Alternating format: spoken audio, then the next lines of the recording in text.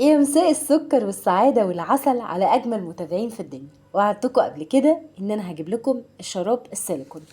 بصوا بقى، بداية الكلام كده نقدر نقول إن الشراب السيليكون ده في منه أنواع كتير. في منه اللي هو بيبقى مغطي الوش زي ما انتوا شايفين كده، يعني بيبقى القدم متغطي تمام، وبتبقى دي باينة عند لما بتلبسي الشوز بتاعتك.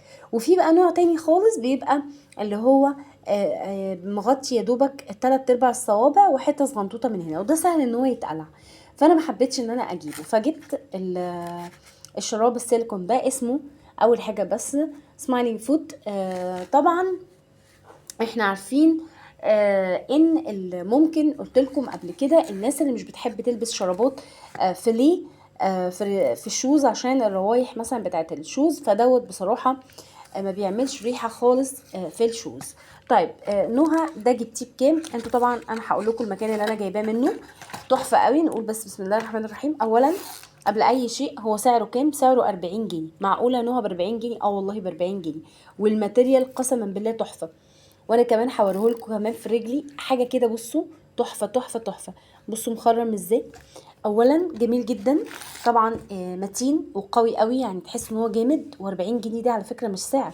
ودي الفرده التانية اللي حد يفتكر ان انا جايبه فرده واحده بس، عشان ايه الناس بتفتكر ايه حاجات كده غريبه. بصوا شايفين تحفه يا جماعه. وانا دلوقتي هلبس في رجلي واوريهولكم.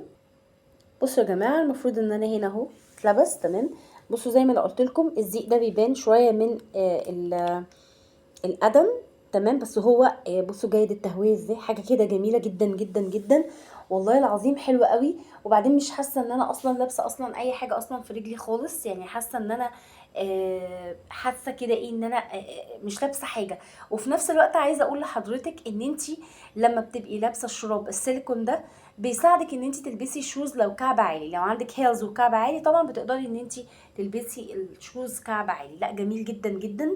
فانا النهارده بديكي وصفه، لو انتي عندك مشكله في ان انتي بتلبسي التشوز الكعب العالي، تقدري ان انتي تجيبي الشراب السيليكون ده. لان الشراب السيليكون الفوائد بتاعته او المزايا بتاعته ان هو بيخليكي تتحملي الكعب العالي.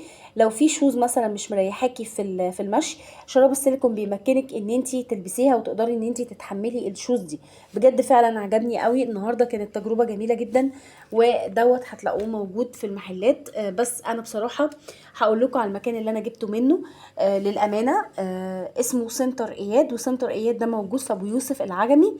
وبجد فعلا يا جماعه اي حد من اسكندريه يتواصل مع السنتر. تحفه جميل جدا جدا جدا وعملي وحلوه قوي بجد فعلا.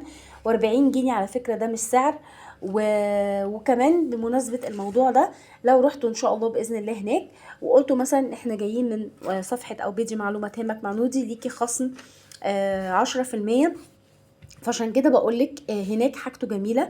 والنهاردة يعني انا جبت كمية حاجات كتير قوي منه، بس انا النهاردة حبيت ان انا اقول تجربتي على الشراب السيليكون. بجد فعلا تحفة تحفة تحفة يتجنن.